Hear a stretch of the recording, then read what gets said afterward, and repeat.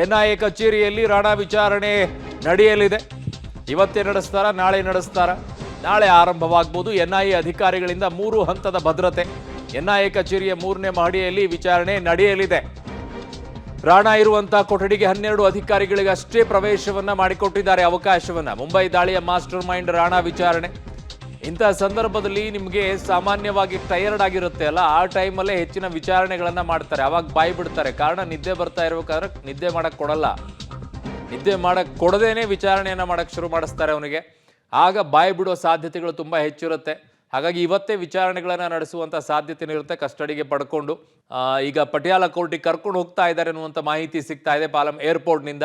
ಅಲ್ಲಿಂದ ಕಸ್ಟಡಿಗೆ ಪಡ್ಕೊಂಡ ನಂತರ ನೇರವಾಗಿ ಎನ್ಐಎ ಕಚೇರಿಗೆ ಬರ್ಬೋದು. ಎನ್ಐಎ ಕಚೇರಿಯಲ್ಲಿ ಎಲ್ಲ ರೀತಿಯಾದಂಥ ಭದ್ರತೆ ವ್ಯವಸ್ಥೆಯನ್ನು ಕೂಡ ಮಾಡಿಕೊಂಡಿದ್ದಾರೆ. ನನ್ನ ಸಹೋದ್ಯೋಗಿ ಅಲ್ಲಿಂದನೇ ಈಗ ಮಾಹಿತಿಯನ್ನ ಕೊಡ್ತಾ ಇದ್ರು.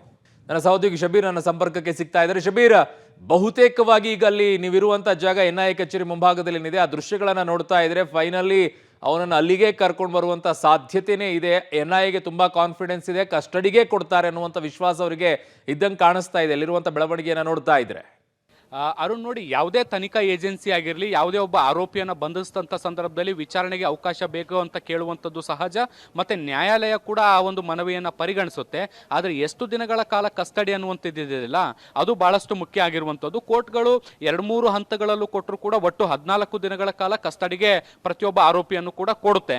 ಆದರೆ ಪ್ರಕರಣ ಎಷ್ಟು ಇಂಪಾರ್ಟೆಂಟು ಮತ್ತು ಎಷ್ಟು ಪ್ರಮಾಣದ ವಿಚಾರಣೆ ಕೂಡ ನಡೀತಾ ಇದೆ, ಯಾವ ರೀತಿಯಾದಂಥ ವಿಚಾರಣೆ ನಡೀತಾ ಇದೆ ಅನ್ನುವಂಥದ್ದನ್ನು ಕೋರ್ಟು ನ್ಯಾಯಾಧೀಶರು ಪರಿಗಣಿಸಿ ಒಟ್ಟು ಎಷ್ಟು ದಿನಗಳ ಕಾಲ ಕಸ್ಟಡಿಗೆ ಕೊಡಬೇಕು ಅನ್ನುವಂಥದ್ದನ್ನು ಡಿಸೈಡ್ ಮಾಡ್ತಾರೆ. ಇದೊಂದು ಹೈ ಪ್ರೊಫೈಲ್ ಕೇಸ್ ಆಗಿರುವಂಥ ಹಿನ್ನೆಲೆಯಲ್ಲಿ ಇಲ್ಲೂ ಕೂಡ ಕಸ್ಟಡಿಗೆ ಕೊಡುವಂಥದ್ದು ಸಹಜವಾದಂಥ ಪ್ರಕ್ರಿಯೆ. ಮತ್ತು ಎನ್ಐಎ ಅಧಿಕಾರಿಗಳು ಅಲ್ಲಿಂದ ಈಗೇನು ಕರ್ಕೊಂಡು ಬಂದಿದ್ದಾರೆ ರಾಣಾನ, ಆತನನ್ನು ಪ್ರಾಥಮಿಕ ವಿಚಾರಣೆಗೂ ಕೂಡ ಒಳಪಡಿಸಬೇಕಾಗುತ್ತೆ, ಆತನನ್ನು ಕಸ್ಟಡಿಗೂ ಕೂಡ ತೆಗೆದುಕೊಳ್ಬೇಕಾಗುತ್ತೆ. ಈ ನಿಟ್ಟಿನಲ್ಲಿ ಕಸ್ಟಡಿ ಕೇಳುವಂಥ ಸಾಧ್ಯತೆಗಳು ಕೂಡ ಇದಾವೆ. ಆದರೆ ಒಂದು ಅಂಶ ಇಲ್ಲಿ ಗಮನಿಸಬೇಕಾಗಿರುವಂಥದ್ದು ಏನು ಅಂದರೆ, ಈತನನ್ನು ಎನ್ಐಎ ಕಚೇರಿಯಲ್ಲೇ ಇಟ್ಟು ವಿಚಾರಣೆಯನ್ನು ಮಾಡ್ತಾರಾ ಅಥವಾ ತಿಹಾರ್ ಜೈಲಿಗೆ ಏನಾದರೂ ಶಿಫ್ಟ್ ಮಾಡ್ತಾರಾ ಅನ್ನುವಂಥದ್ದು ಕೂಡ ಈಗ ಕಾದು ನೋಡಬೇಕು. ಯಾಕೆಂದರೆ ಎನ್ಐಎ ಕಚೇರಿಗೆ ತಿಹಾರ್ ಜೈಲಿಗೆ ಇರುವಂಥ ಭದ್ರತಾ ವ್ಯವಸ್ಥೆಗಳಿದ್ದಾವೆ, ಸಾಕಷ್ಟು ವ್ಯತ್ಯಾಸಗಳಿರುತ್ತೆ.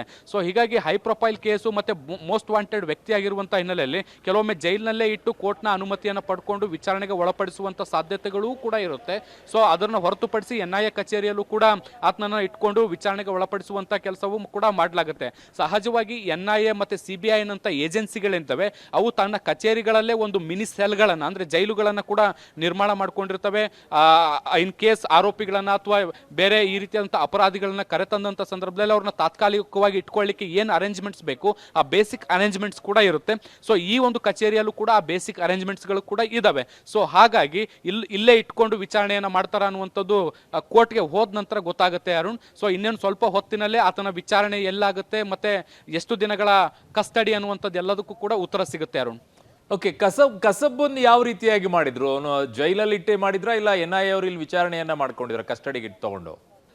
ಅದೊಂದು ಆತನ ಏನು ಬಂಧಿಸಿ ಆತನನ್ನು ವಿಚಾರಣೆಗೆ ಒಳಪಡಿಸುವಂಥ ಕೆಲಸವನ್ನು ಕೂಡ ಮಾಡಿದ್ರು. ಆರಂಭದಲ್ಲಿ ಆತನನ್ನು ಮುಂಬೈ ಪೊಲೀಸರು ಬಂಧಿಸಿದ್ರು. ಮುಂಬೈ ಪೊಲೀಸರು ಬಂಧಿಸಿ ಆತನನ್ನು ವಿಚಾರಣೆಗೆ ಒಳಪಡಿಸುವಂಥ ಕೆಲಸವನ್ನು ಮಾಡಿದ್ರು.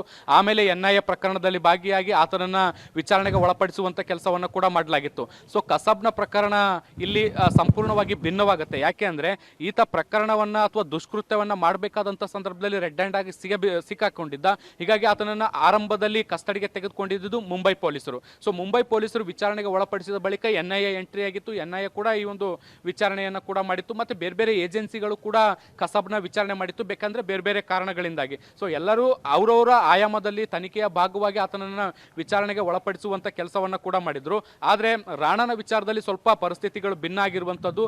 ಆತನನ್ನ ಎನ್ಐಎ ಪೂರ್ತಿ ಪ್ರಮಾಣದಲ್ಲಿ ವಿಚಾರಣೆಗೆ ಒಳಪಡಿಸುವಂತ ಸಾಧ್ಯತೆಗಳಿದಾವೆ. ಹೀಗಾಗಿ ಎನ್ಐಎ ತನ್ನಲ್ಲಿ ಇಟ್ಕೊಂಡು ವಿಚಾರಣೆಗೂ ಕೂಡ ಒಳಪಡಿಸುವಂತ ಸಾಧ್ಯತೆಗಳು ಕೂಡ ನಾವು ಈಗ ನಿರೀಕ್ಷೆ ಮಾಡಲಾಗ್ತಾ ಇದೆ. ಸೊ ಅದೇ ಕಾರಣಕ್ಕೆ ಈ ಭಾಗದಲ್ಲಿ ಕೂಡ ಈಗ ಭದ್ರತೆ ಹೆಚ್ಚಾಗ್ತಾ ಇರುವಂತದ್ದು ಅನ್ನುವಂಥದ್ದು ಕೂಡ ಗೊತ್ತಾಗ್ತಾ ಇದೆ ಅರುಣ್. ಓಕೆ, ಹಾಗೆ ಸಂಪರ್ಕದಲ್ಲಿ ಶಬೀರ್ ವಾಪಸ್ ಬರ್ತೀನಿ. ಸೊ ಮುಂಬೈ ದಾಳಿಯ ಮಾಸ್ಟರ್ ಮೈಂಡ್ ಏನಿದ್ದಾನೆ ಈ ರಾಣಾ, ಅವನನ್ನ ಈಗ ಹಿಡ್ಕೊಂಡು ಬಂದಿದ್ದಾರೆ, ವಿಚಾರಣೆಯನ್ನ ಮಾಡಿಸ್ತಾರೆ, ಇವತ್ತು ಆರಂಭವಾಗುತ್ತೆ.